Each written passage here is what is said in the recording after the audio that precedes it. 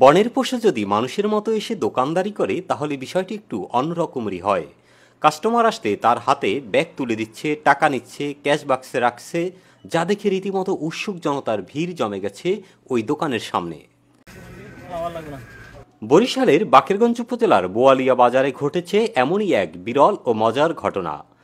পথভ্রষ্ট একটি বনের হনুমান কয়েকদিন ধরে এলাকায় ঘোরাঘুরি করছিল। দেখতে অনেকটা মানুষের মতো। এই প্রাণীটির আচার আচরণও মানুষের সঙ্গে মিল রয়েছে।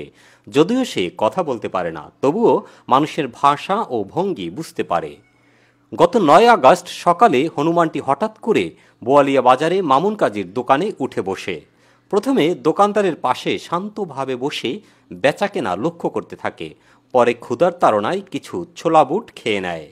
অবাক করার মতো বিষয় হলো, কাস্টমার এলে সে তাদের হাত থেকে ব্যাগ তুলে নেয় এবং টাকা গ্রহণ করে এবং তা আবার ক্যাশ বাক্সে রাখে। এই দৃশ্য দেখে দোকানের সামনে ভিড় জমে যায়। অনেকেই মোবাইলে সে ভিডিও ধারণ করে সামাজিক যোগাযোগ মাধ্যমে ছড়িয়ে দেয়। স্থানীয়দের মতে কয়েকদিন ধরেই হনুমানটি বাজার ও আশপাশের এলাকায় ঘোরাফেরা করছিল। কেউ তাকে খাবার দিয়েছে, আবার কেউ দুষ্টুমি করে আঘাতও করেছে। ধারণা করা হচ্ছে হনুমানটি যশোরের কেশবপুর এলাকা থেকে দলছুট হয়ে কোনো ফলবাহী ট্রাকে করে বাকেরগঞ্জের বোয়ালিয়া এসে পৌঁছেছে। প্রাণী এবং মানুষের এই অদ্ভুত বন্ধুত্ব সবাইকে মনে করিয়ে দেয় যে পৃথিবীর সব প্রাণী সৃষ্টিকর্তার সৃষ্টি, তবে মানুষ হচ্ছে সৃষ্টির সেরা জীব। সচেতন মহল আশা প্রকাশ করছে প্রাণী সম্পদ বিভাগ দ্রুত এই হনুমানটিকে উদ্ধার করে তার নিরাপদ আবাসস্থলে ফিরিয়ে দিবে, এমনটাই প্রত্যাশা সকলের।